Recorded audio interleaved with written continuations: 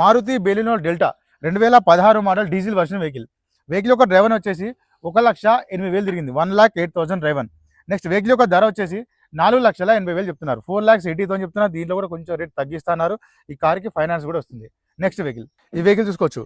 Maruti Alto K10 2011 model CNG cum petrol vehicle యొక్క driver వచ్చేసి 94,000 driver మాత్రమే.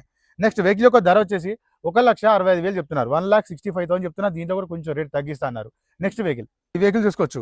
Hyundai Eon era plus 2016 model LPG cum petrol vehicle యొక్క driver వచ్చేసి 52,000 మాత్రమే తిరిగింది. 52,000 డ్రైవర్ మాత్రమే.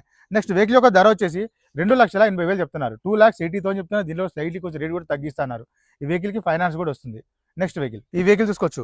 Maruti Vitara Brezza VDI 2019 manufacturing 2020లో రిజిస్ట్రేషన్ అయింది. వెహికల్ యొక్క డ్రైవర్ వచ్చేసి 1,15,000 తిరిగింది.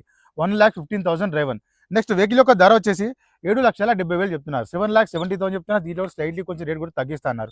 ఈ వెహికల్కి ఫైనాన్స్ కూడా వస్తుంది. నెక్స్ట్ ఈ వెహికల్ చూసుకోవచ్చు. Maruti S Cross Zeta 2017 model diesel version vehicle యొక్క డ్రైవర్ వచ్చేసి 78,000 మాత్రమే తిరిగింది. 78,000 డ్రైవర్.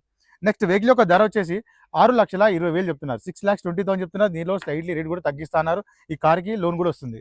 నెక్స్ట్ వెహికల్ చూసుకోవచ్చు. మారుతి ఆల్టో 800 2015 మ్యానుఫ్యాక్చరింగ్ 2016లో రిజిస్ట్రేషన్ అయింది.